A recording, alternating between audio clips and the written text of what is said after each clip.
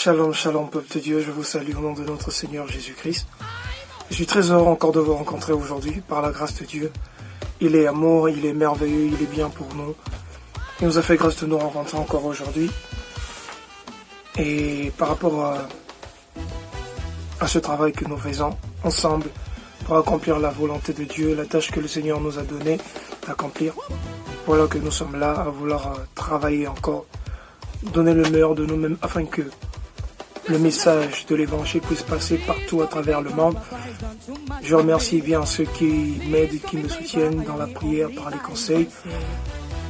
Récemment, nous avons eu le 4e épisode qui a été diffusé sur mon compte, sinon ma chaîne YouTube. Je remercie toutes les personnes qui m'ont encouragé, toutes les personnes qui m'ont donné des conseils encore, toutes les personnes qui m'ont motivé encore à faire ce travail. Vraiment, c'est pas facile de pouvoir recevoir un message, de pouvoir méditer sur le message, de pouvoir comprendre le message et le diffuser et en plus le partager au peuple.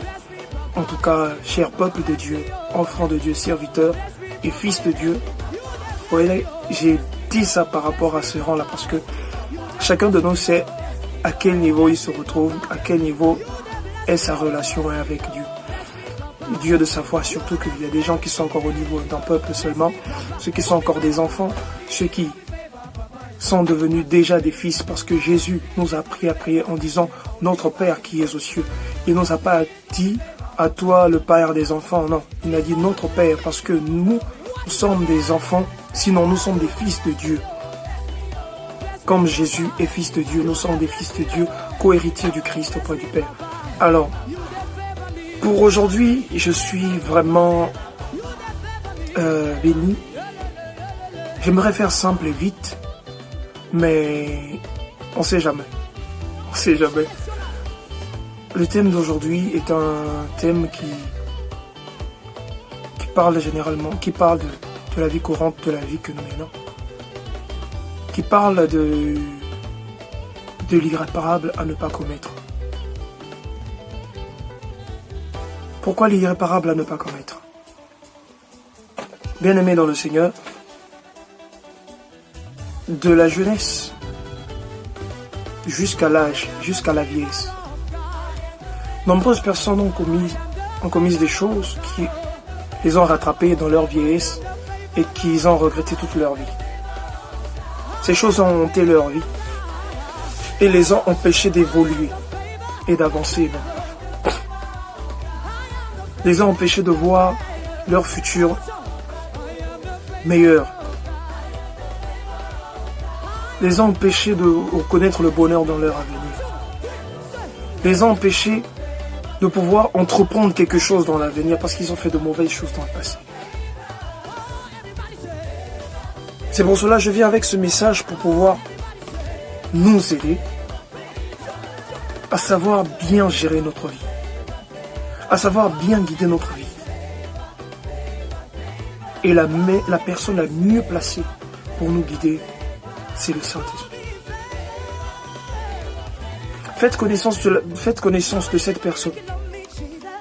Vous comprendrez que les choses deviendront plus faciles pour vous et vous serez rassuré lorsque vous êtes en train de faire quelque chose. La Bible nous dit chercher premièrement le royaume des cieux. Mais j'aimerais vous dire quelque chose. Lorsque la Bible nous dit chercher premièrement le royaume des cieux et le reste nous sera donné, lorsque tu donnes déjà ta vie à Jésus, lorsque tu acceptes Jésus-Christ dans ta vie comme Seigneur et Sauveur, tu es déjà entré dans la marche. Tu es déjà entré dans cette quête-là du royaume des cieux. Le royaume des cieux, c'est quoi? C'est de chercher à ce que Christ habite en toi. Lorsque Jésus-Christ vit en toi, tu as le paradis en toi, tu as le royaume des cieux en toi. Tu as la vie éternelle en toi. C'est à toi de savoir la conserver jusqu'au retour du Fils de l'homme. D'autres personnes veulent vite courir vers les restes qui nous seront donnés. il vient à Jésus pour les promesses.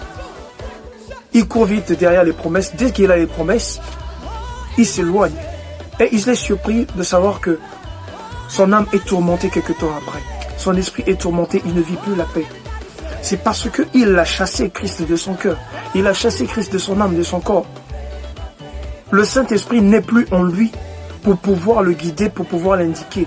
Il a passé en lui la convoitise des restes que le Seigneur, que Dieu avait promis.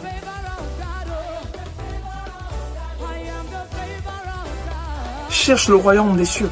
Cherche, ça veut dire cherche Jésus dans ta vie. Cherche la paix avec toi-même. La vie d'un homme, c'est comme un verre. Un verre, pour l'utiliser d'abord, il faut le laver. Parce qu'il peut être poussiéreux, sale.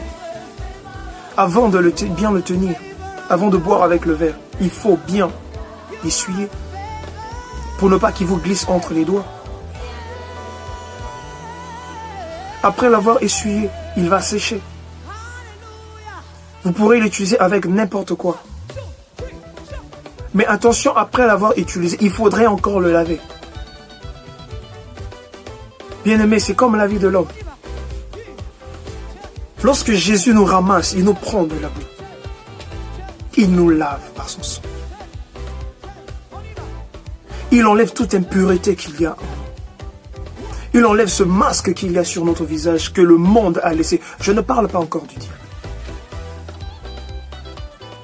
Que le monde a laissé en nous, que les blessures du monde ont laissé en nous, que les chocs, les traumatismes, les déceptions ont laissé dans nos vies, que les problèmes de famille, que les sortilèges, que les envoûtements ont laissé dans nos vies. Lorsque tu viens à Jésus, Jésus te prend, il te lave, il te façonne, il te purifie par son sang. Et lorsque le Saint-Esprit habite en toi, lorsque le Saint-Esprit descend en toi, moi, personnellement, j'ai été baptisé du feu. Les gens diront, quoi, tu es tombé dans le feu? Non. J'ai été baptisé du Saint-Esprit la nuit. C'est-à-dire, je rentrais du culte, la nuit, même, c'était, je crois, un mardi ou un mercredi, jour de culte de la semaine, je suis rentré à la maison. Cette nuit, j'ai pas pu dormir parce que le Saint-Esprit m'avait visité. Et nous étions dans un programme sur le Saint-Esprit. J'ai été baptisé du Saint-Esprit avant même le jour. C'est-à-dire, Dieu a parlé à son serviteur que non, je veux baptiser des gens du Saint-Esprit, de mon esprit, tel jour pendant le culte. Mais moi, j'ai été baptisé la nuit même avant le jour J. Parce que j'avais ouvert mon cœur. Le Seigneur avait voulu que ce soit comme ça avec moi. Dans la nuit, je pleurais. J'ai appelé mon pasteur la nuit. Je sais pas, je l'ai appelé, j'étais en train de parler en langue.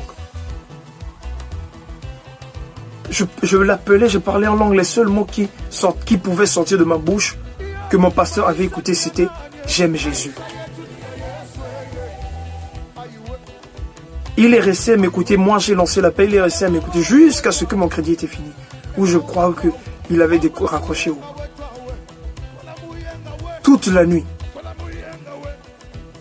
Et le matin, lorsque je suis venu à l'église, lorsque nous sommes encore rentrés dans le programme, bien-aimé, je sentais une présence, je sentais une force en moi.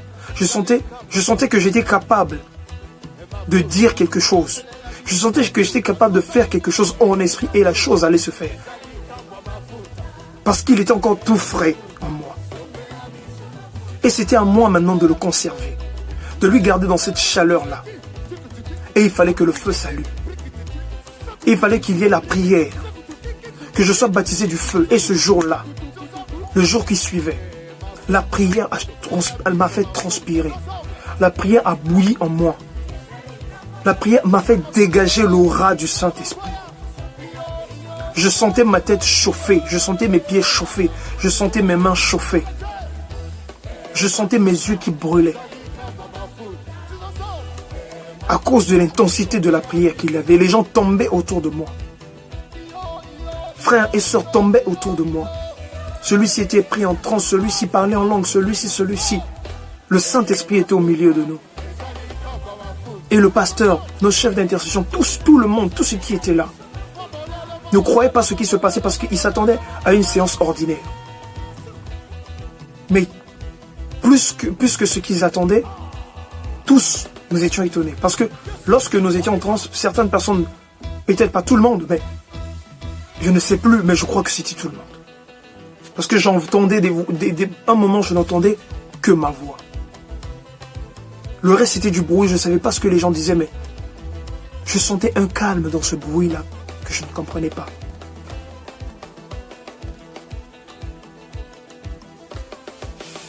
Bien-aimés, ne commettez pas l'erreur de mal comprendre ce que la Bible dit sur jeûne. Si je m'adresse aux jeunes, précisément, c'est parce que nous devons réveiller et gagner les âmes. Nos papas, nos mémés, nos grands-parents qui sont déjà fatigués ne peuvent plus marcher dans les rues, ne peuvent plus avoir la force de crier dans les rues, de racheter les âmes dans les marchés, là où on nous traite d'escrocs, là où on nous traite de voleurs, là où on nous traite de tout. Moi, personnellement, votre frère qui vous parle, j'ai été dans les marchés, j'ai été dans les rues, j'ai été traité d'escroc, j'ai été traité de menteur. Toi, petit garçon, tu viens de mentir les mamans comme ça. Tu n'as rien à faire, tu ne peux pas aller à l'école. Mais ils ne savaient pas que j'allais à l'école. Ils ne savaient pas qui j'étais.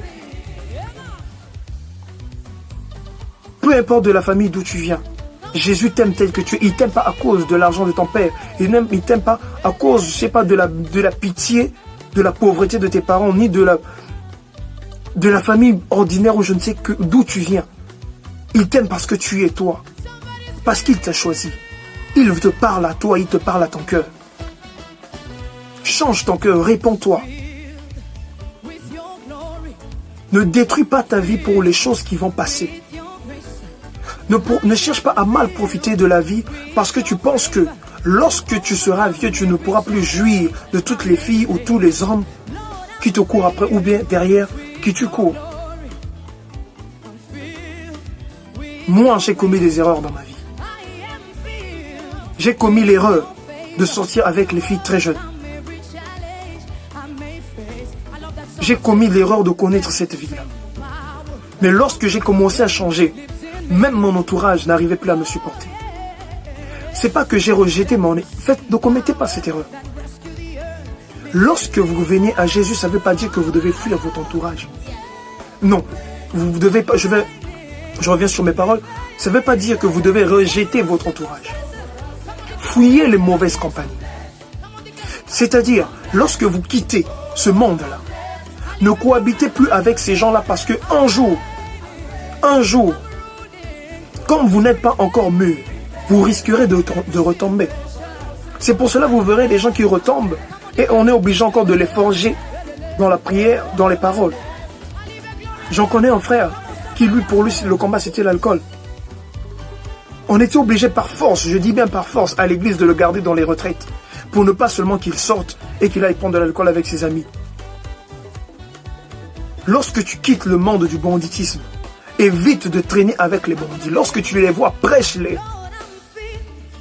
Mais évite de rester avec eux là où ils vont prendre du chanvre, là ils vont prendre de l'alcool. Parce qu'un jour, tu risqueras de retomber et tu sentiras un sentiment de culpabilité en toi. Et tu perdras même pour certaines personnes qui sont faibles, la volonté encore de continuer à vouloir marcher avec le Seigneur. Fuyez les mauvaises compagnies. Évitez de vous retrouver encore dans les endroits où vous vous sentiez lorsque vous étiez encore dans le monde, dans les boîtes de nuit. Qu'est-ce que toi, pasteur, frère, tu vas aller chercher dans une boîte de nuit? Tu vas aller prêcher les sœurs dans les boîtes de nuit? C'est ce que tu veux nous faire comprendre? Tu veux prêcher l'évangile dans les bars? C'est ce que tu veux nous faire comprendre? Assis entouré de ces gens-là, tu sais ce que tu veux nous faire comprendre? Pourquoi ne pas attendre que la personne puisse sortir pour lui parler? Ceux qui ont commencé à prêcher l'évangile avant toi ne l'ont pas fait. Tu penses que vraiment, tu es plus rempli que ces gens-là? C'est ce que tu veux nous faire comprendre. Que lorsque les frères se multiplient en 4, se déchirent en 8 pour te dire, mon frère, arrête cette vie. C'est pas parce qu'ils connaissent mieux que toi. C'est pas parce qu'ils font mieux que toi, non. Parce que chacun de nous a son niveau. Mais c'est lorsque vous marchez avec Dieu, au fur et à mesure que vous augmentez, votre degré, votre degré de spiritualité augmente. À cause de votre foi en Dieu. Si la foi en Dieu vous dit que je vais entrer quelque part pour parler, dans une parcelle pour parler, peu importe s'il y a des déchiqueteurs, des gens là-bas, des cannibales là-bas, ou des gens qui mangent les gens, en tout cas vous allez rentrer, vous allez parler, mais pas dans les boîtes de nuit. Qu'est-ce que tu vas aller chercher là-bas? Tu es frère, tu vas à l'église chaque dimanche.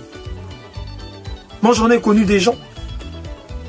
Nuit de prière, le 31, le premier soir, il est déjà en boîte de nuit. Mais qu'est-ce que vous cherchez? Pourquoi vous voulez tout mélanger? Soit tu es avec Christ, soit tu n'es pas avec lui. Arrêtez de vous embrouiller. Arrêtez de maudire vos vies. Arrêtez d'apporter des malédictions que vous ne pourrez pas supporter demain. Arrêtez de vous encombrer des choses que vous ne pourrez pas supporter. Lorsque nous vous parlons de la musique mondaine, vous êtes les premiers à crier au diable. La Bible nous dit que Dieu siège au milieu de la louange. Et lorsque la musique mondaine chante, les artistes de la musique mondaine dament leur batterie. À votre avis, qui est cette personne-là qui siège au milieu de cette musique? Si ce n'est le diable. Si ce n'est les mauvais esprits. Si ce n'est des incantations qu'ils mettent dans leurs chansons. Demandez à ceux qui ont vécu avec des musiciens. Moi, j'ai vécu avec des musiciens. Peut-être que vous ne le saviez pas. Des animateurs, par exemple. Ils mettent la musique a des mots-clés que eux-mêmes ils savent. Où est-ce qu'ils prennent ça? Dans les livres de nécromancie ou je ne sais pas quoi, je ne veux pas aller là-bas. Ouvrez les yeux. Pendant combien de temps la jeunesse va rester dans l'obscurité pour pouvoir... Je ne sais même plus comment expliquer le fait que les gens n'arrivent pas tout simplement à comprendre que quelquefois la vie peut être simple. Jésus ne nous demande pas de vendre quelqu'un, de tuer quelqu'un, de faire je ne sais quoi. Crois en lui seulement. Fais ce qu'il te dit. Il n'y a rien de difficile.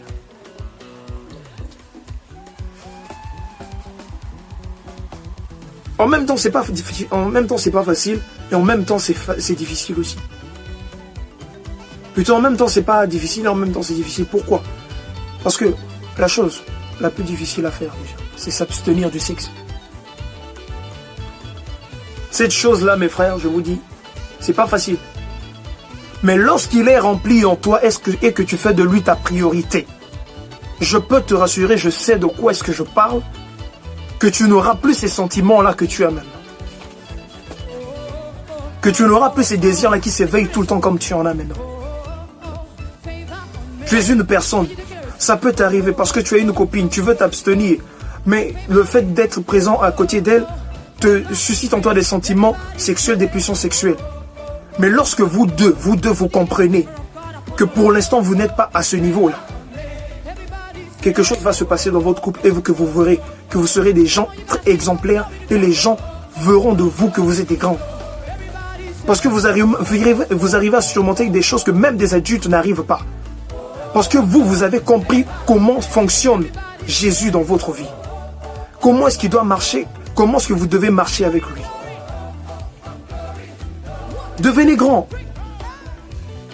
Je ne peux pas comprendre quelqu'un qu'on élève au niveau de roi, quelqu'un qu'on élève au niveau de prince veut se rabaisser au niveau d'un simple servant à la maison. Je suis un prince. J'ai besoin qu'on vienne me servir à table. J'ai pas besoin d'aller prendre la nourriture dans la cuisine. Pourquoi vous voulez vous rabaisser vous-même? Fils du grand roi, je vais me rabaisser jusqu'à ce niveau-là. On n'a pas besoin de faire des grandes études pour comprendre certaines choses. On n'a pas besoin d'utiliser un français compliqué pour essayer d'impressionner les gens qui nous écoutent. Beaucoup de jeunes aujourd'hui aiment ce mot-là, la liberté. Les parents essaient de faire leur boulot. Sauf pour certains qui s'en foutent. de ce que c'est que l'éducation. Parce qu'ils pensent qu'ils ont l'argent, ils ont les moyens, bon, ils s'occupent que de leur boulot, les enfants peuvent aller, revenir, ils donnent de l'argent à leurs enfants et autres, ils voyagent, patati patata. Pour eux, c'est pas leur problème, l'enfant va grandir et il aura tout ce qu'il veut. Vous commettez une grave erreur. L'argent ne garantit pas le bonheur. Sinon, Alzheimer n'allait pas tuer ces milliardaires-là qui sont partout dans le monde. Pourquoi ils ne meurent pas d'une, je sais pas, d'une simple maladie? C'est toujours une maladie qui n'a pas de solution pour leur argent. Ah oui. Dites-moi quel est ce pauvre qui vit au Congo, à Mangamakoso, là-bas, où je sais où, qui a été atteint d'Alzheimer. Quel est ce pauvre qui a été atteint d'Alzheimer en RDC, au Gabon, au Cameroun, au Sénégal, en Guinée? Qui est cette personne qui gagne 500 000 ou 200 000 chaque fin du mois, qui a été atteint d'Alzheimer? Ces riches millionnaires, milliardaires là qui meurent de crise cardiaque dans leur livre, on ne sait pas pourquoi. Vous vous posez pas aussi la question?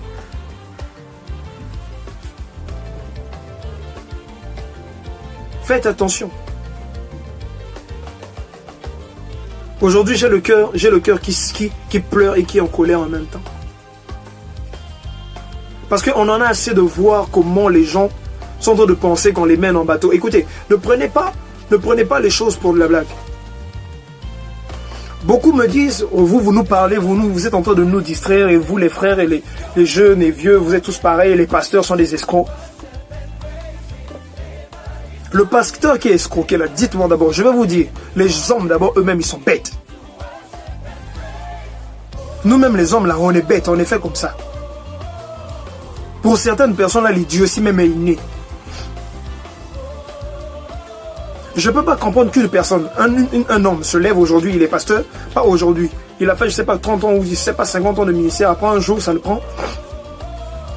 Rares sont même ceux qui ont fait des longues années comme ça de ministère qui font ce genre de choses. Mais quelqu'un, il est pasteur, il dit à une femme, parce qu'elle ne met pas au monde avec son mari, non, la femme vient, non pasteur, moi je ne mets pas au monde, écoute, regarde ma situation. Le monsieur dit, ma soeur, dès que je te vois là, le Seigneur me dit qu'avant que ton mari place la sémence, la puissance de Dieu doit être sémée par toi. Ça veut dire quoi? Toi tu vas aller cogiter, oh non pasteur, accorde-moi le temps, je vais méditer. Non, il va tout simplement te dire, couche avec lui, comme ça, sa sémence va rester là. Et puis quand ton mari va passer, ton mari va penser que c'était son enfant, alors que c'était l'enfant du pasteur. Qui ne sait pas que dans le monde, surtout chez nous en Afrique, qu'il y a eu beaucoup de situations comme ça. Ou bien qu'on récupère déjà que le pasteur sortait avec la femme de monsieur Inter. Et toi-même, la femme, tu es bête d'abord, tu vas accepter des choses comme ça. Pourquoi tu as accepté? Parce que toi-même d'abord dans ton cœur, Jésus là, il n'est même pas bien assis. Parce que quand Jésus est bien assis là, on te dit des bêtises comme ça, ça va interpeller ta conscience. C'est toi maintenant qui vas rappeler le monsieur alors pour dire que monsieur, ce que vous faites n'est pas de Dieu. Si vous continuez, je vais prendre ça pour harcèlement et je vais porter plainte contre vous.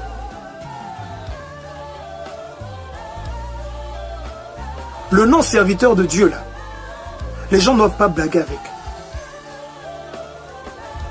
Les gens doivent arrêter de blaguer avec les serviteurs de Dieu.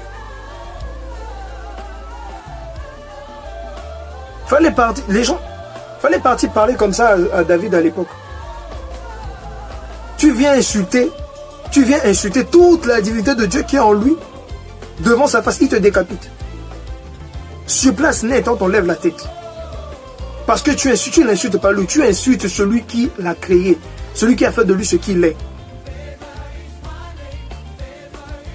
C'est pour ça que d'autres personnes comprennent ça mal et ils font de leur pasteur, leur idole, je sais pas, ils deviennent fans de leur pasteur. Moi, quand je vois quelque chose qui t'attend avec mon père spirituel, je dis, papa, tu vois ça, je vois que c'est pas comme ça. Est-ce qu'on peut pas faire ça? Je suis pas d'accord avec ça. Aujourd'hui, au Congo, on est en train de casser les églises, c'est une actualité. Moi-même, je vais publier cette émission. J'aurais même préféré la faire en direct. Mais j'ai préféré la faire comme ça. On casse les églises parce que certaines églises ne répondent pas aux critères d'avoir les toilettes et les plafonds, je sais pas, les ventilateurs et autres. Le bureau du pasteur. Le jour que mon pasteur m'appelle, il me dit, non mon fils, écoute, il y a les travaux à l'église, je vais te montrer, je t'envoie les photos. Je suis en train de faire le bureau. Moi, j'ai dit, hé, papa. Bureau? Mais pourquoi tu veux faire le bureau? Pourquoi tu ne continues pas à recevoir les gens comme tu fais d'habitude? Vous êtes là à l'église, il y a des gens sur un côté, et toi tu es sur la chaire là-bas avec la personne, vous causez, et vous entretenez. Vous finissez, la personne part et puis une autre en place. Oh non, ce sont les exigences de l'État. Moi j'ai dit ceci à mon pasteur. Je lui ai dit, si tu veux faire un bureau, ne mets pas une porte. Il me dit pourquoi? Je dis, les mêmes personnes là, qui vous demandent de mettre les bureaux, savent aussi à quoi s'attendre. Parce qu'à cause de ces bureaux-là, beaucoup d'églises ont été fermées aussi. À cause de ces histoires de bureaux, des bandits de pasteurs ont commencé à violer les femmes des gens. On commençait à envoûter les bandits des gens qui font les petits fétiches là, ont commencé à envoûter les femmes des gens pour abuser d'elles dans les bureaux. On engrossé les filles des gens là-bas en faisant des délivrances, on touchait les corps des femmes des gens. Faites le bureau. Vous mettez un rideau transparent. Un rideau, c'est-à-dire je ne sais pas, même si c'est pas transparent, mais mettez au moins un rideau, mais pas une porte. Ne fermez pas quelque chose là-bas. Parce que à part la Bible, à part la chaise, à part les 2 chaises, ou peut-être tes livres bibliques, je ne vois pas ce qu'il y aura dedans. Lorsque tu vas t'entretenir avec une femme, qu'il y ait la maman, qu'il y ait une intercesseuse à côté. Lorsque tu vas parler des secrets de la femme à la personne, dis bien à ta servante, c'est-à-dire la servante de Dieu qui va travailler avec toi. Je dis servante dans le sens où elle fait le service avec le pasteur. Je ne dis pas que c'est une servante du pasteur. Non. Il ne faut pas mélanger les choses. Mais non. Tu dis à l'intercesseuse qui sera là de garder le secret parce que c'est la vie privée de quelqu'un. On le fait par mesure de sécurité parce que une femme, vous pouvez imposer la main sur elle. Mettre la main sur sa tête comme ça. Si elle était venue pour une mauvaise mission, elle va commencer à crier au secours. Elle va se déchirer les habits. Le temps qu'on ouvre la porte là, on va prendre ça pour un cas de viol. Agression sexuelle, on porte plainte, on ferme l'église. Si c'est un homme encore, vous pouvez causer entre vous hommes et on n'a pas besoin d'un protocole. Mais non, si la femme d'autrui vient prier, même si tu ne l'as pas touchée, elle commence à tourner, rouler. Le temps que quelqu'un puisse entrer comme ça, elle voit la femme enrouler, puisque vous êtes un homme, vous venez la tenir pour fermer par exemple son pagne qui s'est ouvert, on va voir comme ça là, c'est des problèmes. La personne court vite pour mal interpréter. Mon pasteur m'a dit, d'accord mon fils, j'ai compris. L'amour envers mon pasteur, envers mon père spirituel, ne met pas l'idiotie que les gens ont maintenant dans la tête. Ne m'aveugle pas sur la réalité qui doit être faite, qui doit être vue, parce que tout simplement je suis en train de l'aimer, parce que je vois Dieu en lui. C'est un homme, il peut commettre des erreurs. Il a besoin des gens qui vont le conseiller, qui vont le guider vers une bonne marche. Si lui, il marche bien, ça veut dire que nous aussi, on va bien marcher. Et si lui, il déroute, tellement qu'on est borné sur comment on appelle, le culte de la personnalité, sur ce culte de sa personnalité, tellement nous sommes devenus des fanatiques, nous allons faire mal comme lui. Et nous allons entraîner. Imaginez-vous dans une église de 300 personnes, 3000 personnes, maintenant qu'il y a l'église de 10 000 personnes, maintenant que tous les 10 000 personnes là aillent avec lui comme ça. Nous allons aller où?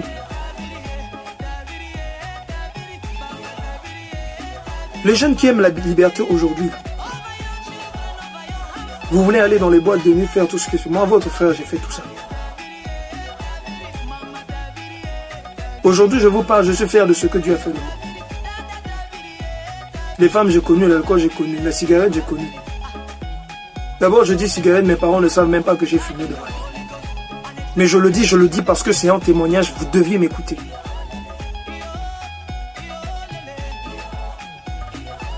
Tout ce que je pouvais faire, là, j'ai fait. Mes parents ne m'ont-ils pas éduqué? Ils m'ont éduqué. Mais c'est parce que j'étais comme vous. Je voulais toucher à tout, à comprendre pourquoi est-ce que c'est comme ça. Alors que ce n'était pas ça que je devais faire. Je devais plutôt chercher pourquoi est-ce que Dieu, lui, m'a donné le souffle. Pourquoi est-ce que je me réveille le matin? Et comment est-ce que je me réveille le matin? C'est ce genre de questions que tu devrais te poser. Pourquoi est-ce que tu es sur terre? C'est quoi ta mission? Pourquoi est-ce qu'on t'a envoyé dans cette famille? Pourquoi est-ce que dans ta famille, on te méprise? C'est quoi le rôle dans ta classe? Au boulot, pourquoi est-ce que les gens ne te comprennent pas? Pourquoi est-ce qu'avec ton chef, c'est toujours des contradictions? Pourquoi dans ton foyer, c'est ça? Pourquoi dans le quartier? Pourquoi? Mais c'est pas à chercher ce que le monde te présente. Le monde, c'est l'alcool, les femmes, la boisson, la musique mondaine et tout ça. Vous allez me dire qu'il y a des musiciens chrétiens qui ont tenu les fétichements, je vous dis aussi. Comme j'ai parlé des pasteurs là, Jésus m'a dit à moi, puisque vous ne croyez pas à ça. Depuis vous dites que vous êtes chrétien là, c'est juste parler, non vous êtes chrétien. Mais être chrétien là, c'est vivre la vie de Jésus. Moi Jésus m'a dit dans la Bible, puisque je crois en Dieu, la parole de Dieu là, c'est ce qui est écrit dedans, dans la Bible. Jésus m'a dit à moi. Et j'ai entendu dans mes oreilles, par des serviteurs de Dieu, j'ai retenu ça et j'ai saisi qu'il m'aime. Qu'il m'a choisi depuis le ventre de ma mère. Et qu'il a des projets meilleurs pour moi. C'est-à-dire lorsque tu te sens dans un embrouillement dans ta vie et que tu te souviens de ces paroles-là, tu te comprends que Jésus t'aime vraiment.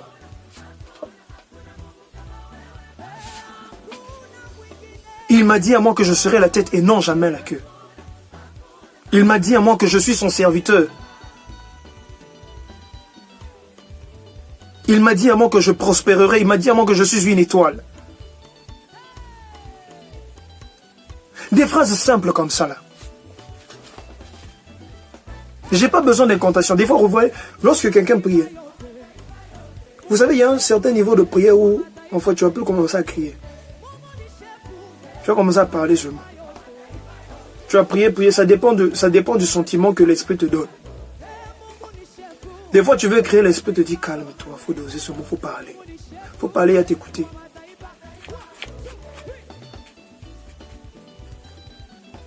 Vous perdez votre temps.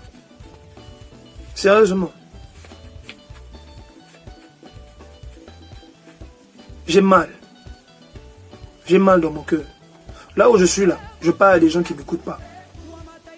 Tu te réveilles le matin, monsieur, tu as parlé hier soir. Le matin, tu te réveilles, il fait autre chose. Tu as mal, tu vois ça, tu as envie de le taper. D'ailleurs, même un jour, un frère me dit, frère Momo, si je prêche quelqu'un évangile qu'on ne peut pas, je le récupère. Je le donne 2 coups de poing. Il dit, tu vas aimer Jésus forcé. Tu aimes Jésus, non, je te force à aimer Jésus. Parce que c'est pour ton propre bien.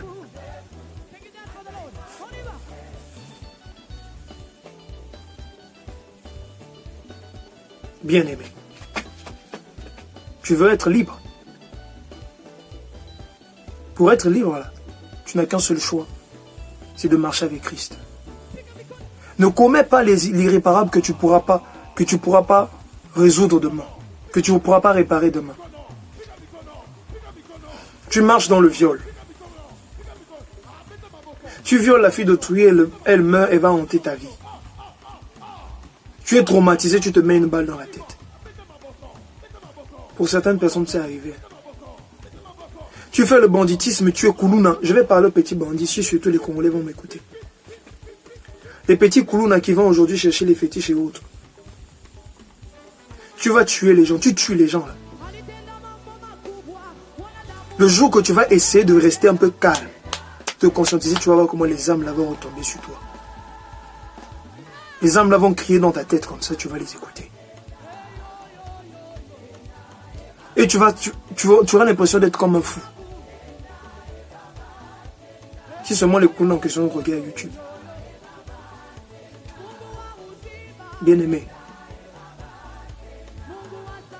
Vivre avec Christ, c'est vivre avec l'assurance d'un avenir meilleur. Je suis ce que je suis à cause de Jésus. Jésus-Christ a changé mon nom.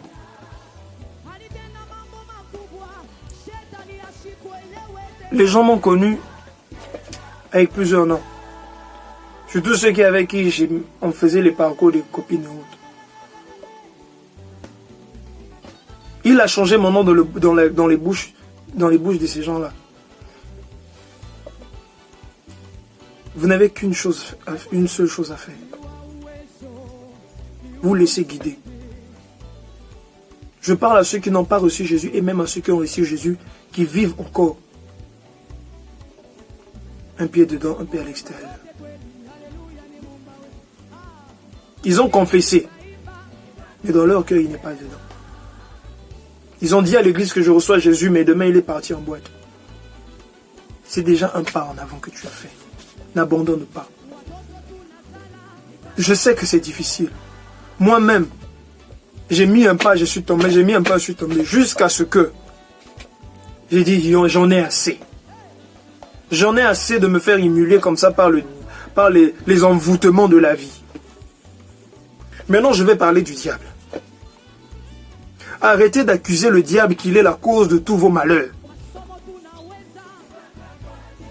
Lui-même, je vous rappelle que c'était un ange qui a été déchu à cause de, parce qu'il voulait faire son complot, il voulait prendre la place de Dieu. Lui-même, c'était un ange, peut-être là où il est jusqu'à présent, il essaie de réparer son erreur. Mais vous, tellement, vous êtes mauvais. Vous cherchez toujours une personne sur qui coller vos malheurs. Le seul nom que vous avez, c'est le diable, Satan. Et qu'est-ce qu'il fait? Comme tu l'invoques tout le temps, tu parles tout le temps de lui, tu veux tout le temps faire de lui la cause de tes malheurs. Du coup, il prend place dans ta vie. Voilà, je suis là maintenant, je veux faire ça maintenant exprès. Puisque je ne t'aime même pas dans ta vie, tu as tué quelqu'un. Parce que tu étais en colère. Tu dis c'est le diable. Tu oublies que l'homme lui-même, il a un cœur, il a des pulsions, il a des sentiments. Tu dis c'est le diable qui m'a envoyé. Tu trompes ta femme, tu trompes ton mari, c'est le diable qui m'avait envoyé. Tu as su ta mère, tu as su ton père, tu as su je sais qui tu fais quelque chose de mal, c'est le diable qui t'avait envoyé. L'homme lui-même, il est mauvais. Il est à cause de son propre malheur. Il ne faut pas accuser le diable. Je vais vous dire à quel moment le diable entre dans la vie de quelqu'un. C'est lorsque tu fais ces choses-là. Tout pour toi, c'est le diable qui le fait. Quelque chose t'arrive de mal, c'est lui. Sauf pour les personnes, je dis bien sauf pour les personnes qui ont été envoûtées. C'est-à-dire tu es pour toi innocent. Ta vie a été envoûtée.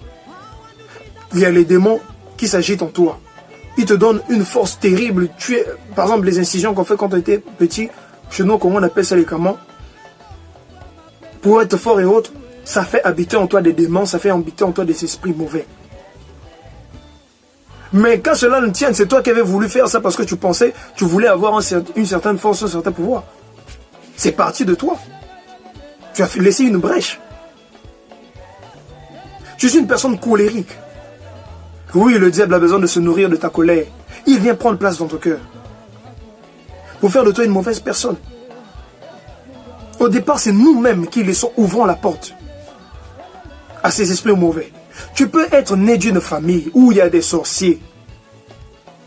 Mais lorsque toi, ton âme est pure, lorsque toi, tu n'as pas ces idées-là dans ta tête, quel que soit, même si tu n'as pas encore donné ta vie à Jésus, quel que soit ce qu'ils vont faire, si ton esprit est saint, ton esprit est pur, ils ne vont pas t'atteindre.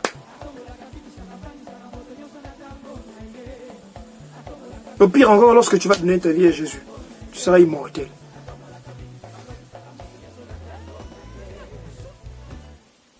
Arrêtez de prendre la mort, une mort bizarre,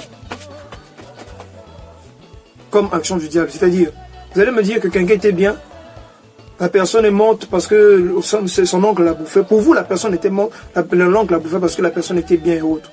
Est-ce que vous connaissez la vie de la personne? Pourquoi? Est-ce que vous savez pourquoi est-ce que Dieu a permis que la personne parte? Pourquoi? Et ne cherchez pas à vous poser des questions auxquelles vous n'aurez pas de réponse. Contentez-vous de ce qu'il y a de principal. Sauve ta vie pour pouvoir sauver la vie des autres. Si le frère Momo aujourd'hui te parle, et toi que tu parles à une autre personne, ainsi de suite, ainsi de suite, ainsi de suite, cela a commencé depuis longtemps, c'est pas aujourd'hui. Au moment où je parle, il y a des cultes qui passent en direct. Au moment où tu vas suivre cette émission, il y aura un culte en direct, il y aura un tel qui va parler, il y aura tel pasteur qui va parler. Mais tout ça, vous mettez ça où? Dieu a placé les 5 ministères dans chacun de ses serviteurs. Miracle, prophétie, je ne sais pas, tout ça là. Les pasteurs, les docteurs, les évangélistes. Ils prennent ça, vous voulez qu'ils mettent ça en une personne? pour que cette personne devienne un Dieu. Et puis, quand les hommes sont bêtes, ils vont commencer à se posséder seulement devant lui. Est-ce que vous avez vu la vidéo comment David était parti avec sa copine se procéder devant son marabout? Il a montré à tout le monde entier comment il se procède devant son Dieu. Mais est-ce que les chrétiens ont cette humilité-là de se... Un gars en costume, il va s'allonger comme ça dans l'église. Et là-bas, c'est pas nos églises au pays, là-bas où tu vois, il y a un peu les dalettes, un peu de sable. Non, c'est carolé, tapis, tout ça là. Le marabout vient en, je sais pas, Range Rover, machin. Le gars, il s'est étalé. Je demande pas aux chrétiens d'aller s'étaler devant leur pasteur. Je te demande que lorsque tu vas chercher la face de Dieu à l'église, faut t'étaler. Tu n'as qu'à t'étaler seulement, c'est pour ton propre bien. Lorsque tu sens que ta foi entend te dire non, non, non, non, non, non, non, non, non, non. Le Seigneur est en train de me toucher, je m'étale, je m'allonge, tu fais ce que ta foi entend te dire à l'instant là. C'est comme lorsqu'on dit à l'église pardon, prenez votre huile qu'on prie pour vous, mon frère. Il y a des gens qui boivent cette huile-là, pas parce que le pasteur lui a dit que buvez. Le pasteur n'a pas dit sinon buvez l'huile. Non, le monsieur il prend, il boit parce que c'est sa foi qui lui dit je bois parce que j'ai besoin d'être guéri, ma maladie, c'est sa foi qui lui dit. La Bible dit que cela te soit fait selon ta volonté. Lorsque le pasteur exige les gens buvait des litres, des tonneaux, il y a des pasteurs qui font boire les gens le pétrole au Congo. On te fait boire, on est un décibel, on te fait boire le pétrole. On se fait brouter les gens le gazon comme des boutons là-bas et des chèvres. Faites attention à vos fréquentations. On t'invite pas, tu vas à l'église. On t'invite là, pas, tu vas. On t'invite là, on t'invite là. Tu es pigeon voyageur, chrétien, prostituée spirituelle. Faites attention. Tous ceux qui parlent de Jésus ne sont pas de Dieu. Vous le savez très bien. Mais vous faites exprès de rejeter cette information en insultant tous les serviteurs de Dieu, en les mettant tous dans un même panier. La colère de Dieu peut s'abattre sur ta vie, mon frère, ma soeur, tout simplement parce que tu as parlé d'un serviteur de Dieu innocent.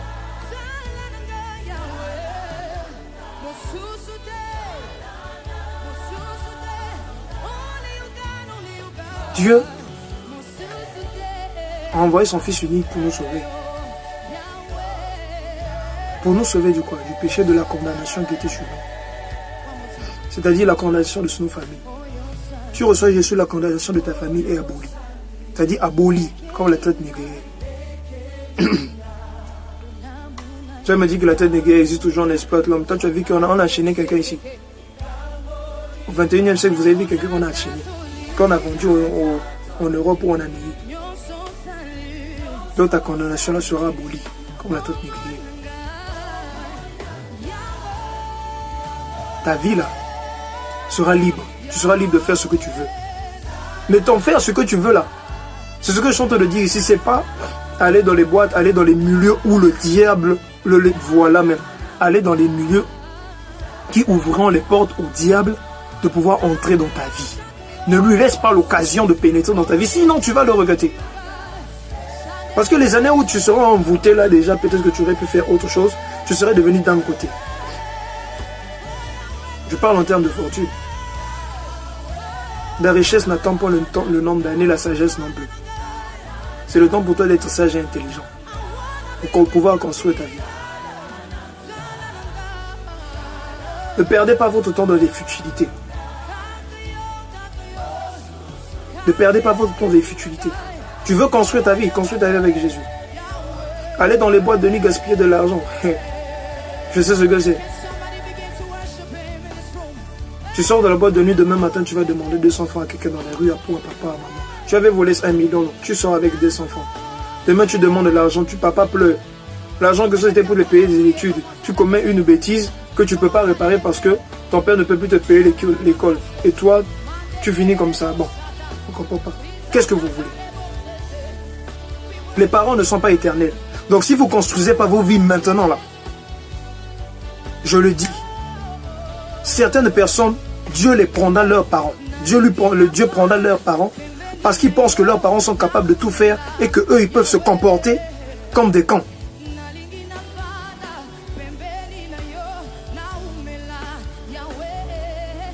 Je suis vraiment désolé d'être dur à ce point. Mais c'est vrai. Et à certaines personnes, c'est arrivé.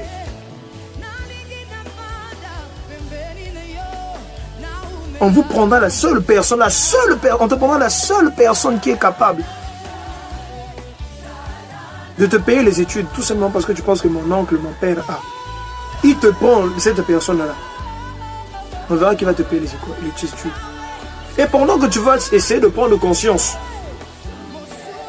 tu auras pensé à tout l'argent que tu avais dépensé. Et cet argent, si on compte bien, tu aurais pu déjà construire une maison avec.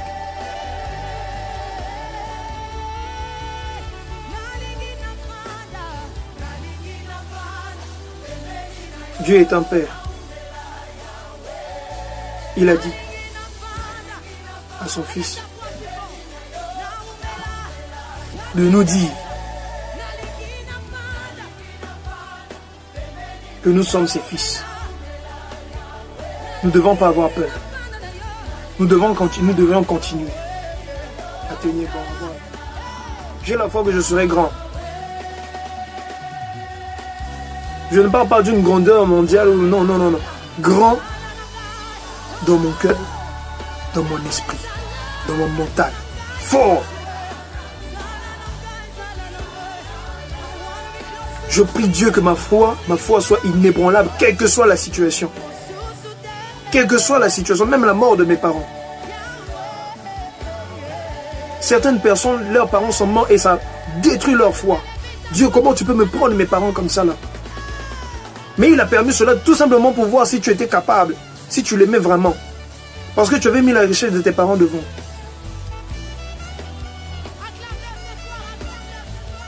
Moi, mon père avait tout ce qu'il pouvait.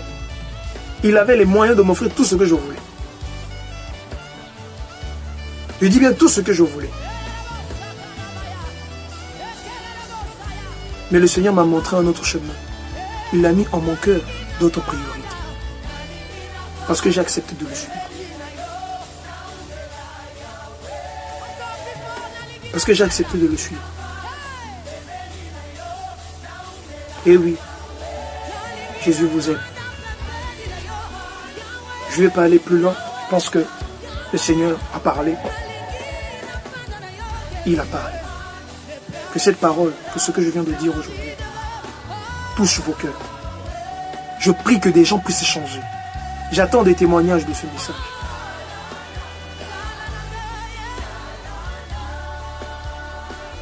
Il est temps pour nous de nous réveiller. Le réveil de l'évangile, le réveil de l'église. Chrétiens, réveillez-vous. Ne vous appelez pas chrétiens pour les noms.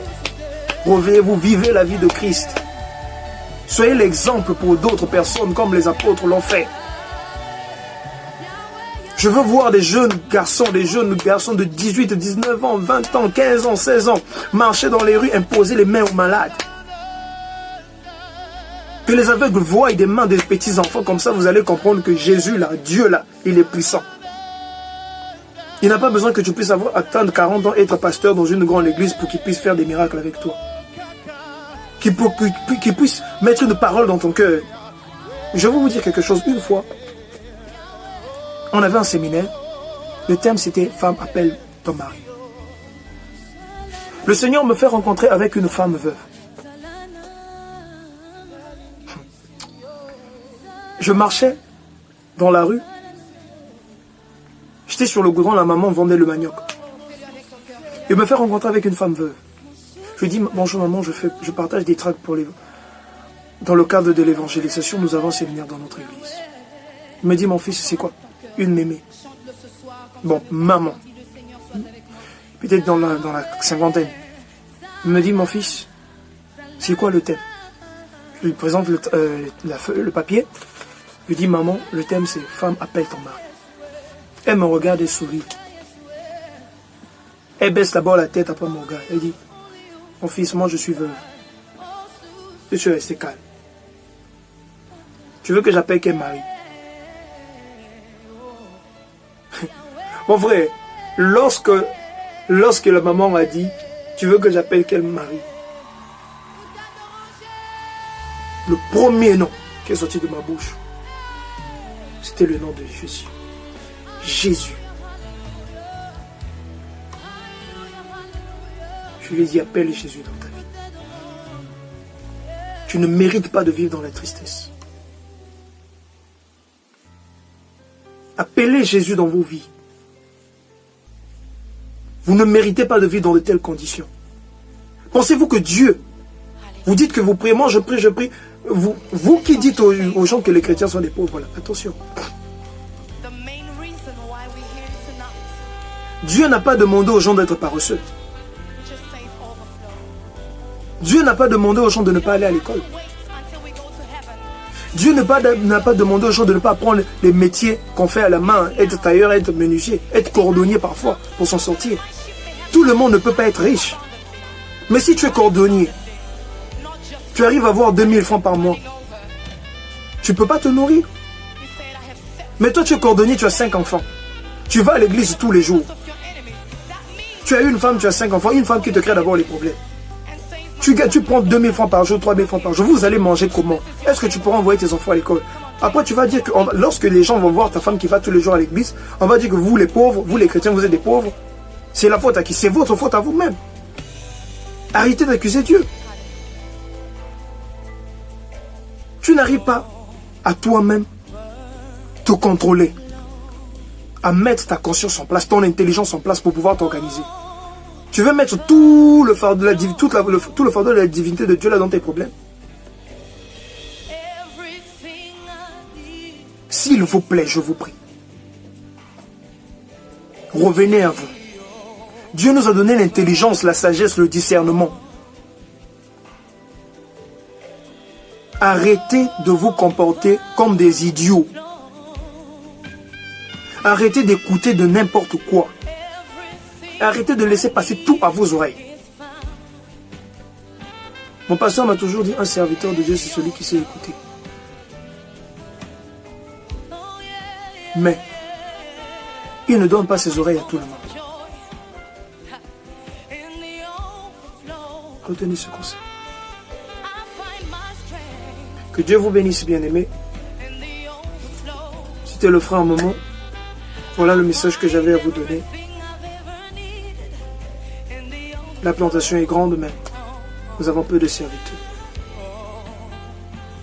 Venez, nous allons travailler ensemble. Ceux qui veulent me contacter, ne vous gênez pas, contactez-moi sur mon WhatsApp, sur mon Facebook, sur mon Instagram. Je suis disponible. Pour certains membres seront désolés parce que quand ils vont me contacter, je ne vais pas les répondre directement parce que les horaires sont un peu différents. Vraiment que Dieu vous bénisse. Je dis encore merci à tous ceux qui me soutiennent. Merci à tous ceux qui me fortifient dans les prières. Merci à tous ceux qui prient pour moi. Merci à tous ceux qui m'encouragent. Mes amis, mes parents, mes frères et sœurs, tous. Et bien sûr, à lui-même, le Dieu qui me donne le souffle de vie, qui me donne le courage de vous parler ici. Le Seigneur est merveilleux. Il a des grandes choses à faire avec toi. Quel que soit ton âge, il n'est jamais trop tard avec Dieu. Il n'est jamais trop tard de dire Jésus, je t'aime. Parce qu'il est le canal vers le Père. Et lorsqu'il est avec toi, le Saint-Esprit en toi, il te donne de l'inspiration. Il te donne l'inspiration. Ça coule comme ça. L'Éternel est bon. L'Éternel est bon. L'Éternel est bon. L'Éternel est bon. Il est bon pour moi. Quand il me tient la main, nous marchons droit devant l'ennemi. Bon, je ne connais pas les paroles. Que Dieu vous bénisse. Alors, au prochain épisode, que la grâce, l'amour du Seigneur soit votre partage. Vraiment, partagez ce message. Dieu vous bénira. Pourquoi? Parce que vous contribuez à son œuvre. Vous contribuez à ce que nous puissions arracher les âmes de nos frères qui sont dans la captivité, dans les mains du diable, afin de dépeupler l'enfer. Venons tous à Jésus pour le servir. Construisons une seule église qui est le nom de Jésus, l'amour de notre Père. Partageons son message. Tous nous serons bénis. Je ne parle pas seulement des finances. Une bénédiction intellectuelle, spirituelle. Peut-être à cause de l'intelligence que Dieu va te donner, tu vas révolutionner le monde. Peut-être à cause du niveau spirituel que le Seigneur, Dieu va te donner, tu vas étonner le monde de la spiritualité. Le diable ne va pas comprendre comment est-ce que l'enfant a pu construire une telle relation avec notre Père. Et oui, j'ai dit notre Père. C'est mon Père. He's my Father. Jésus vous aime. Moi, je vous aime. Mais lui vous aime encore plus. Never give up. Don't cry. Que Dieu vous bénisse. Ciao. Prochain épisode. Come on, stand up on your feet and sing this song with me.